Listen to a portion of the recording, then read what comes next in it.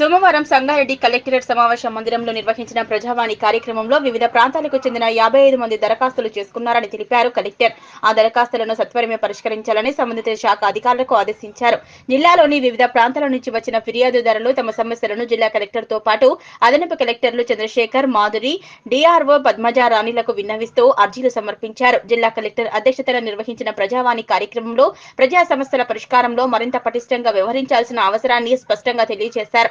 ఈ సందర్భంగా దరఖాస్తుదారులకు సంబంధించిన శాఖలతో సమన్వయం చేసి సమయానికి పరిష్కరించారని జిల్లా కలెక్టర్ అధికారులను ఆదేశించారు. పెండింగ్ లో ఉన్న దరఖాస్తులను ఆన్లైన్ ప్లాట్ఫామ్ లో సజావుగా క్లియర్ చేయాలని సూచించారు. ప్రజావాణి కార్యక్రమంలో 55 దరఖాస్తులు రాగా రెవెన్యూ శాఖ 35, మార్క్ఫెడ్ 2, సర్వేలాండ్ రికార్డులు 2, పంచాయతీ అండ్ పీటీ విభాగం 2, పంచాయతీరాజ్ 1, డిఆర్డీఓ 3, పురపాలక సంఘం 6, విద్యాశాఖ 1, ఎక్సైజ్ శాఖ 2, రవాణా శాఖ 1 ఆదాయం అందాయని తెలిపారు. మండల ప్రత్యేక అధికారుల క్షేత్రస్థాయిలో పర్యటించి ప్రజలకు ప్రజా సమస్యలను పరిష్కరించాలని అధికారులను ఆదేశించారు.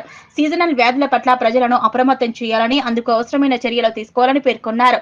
ఫ్రైడే డ్రైడే నిర్వహణ, పాఠశాలలు, వసతి గృహాలు క్రమం తప్పకుండా తనిఖీల నిర్వహణలో నిర్లక్ష్యం వహించరాదన్నారు. ప్రజా సమస్యల పరిష్కారానికి అధికారులు త్వరగా స్పందించి సత్వర పరిష్కారం చూపాలని జిల్లా కలెక్టర్ పేర్కొన్నారు. ఈ కార్యక్రమంలో వివిధ శాఖల అధికారులు పాల్గొన్నారు.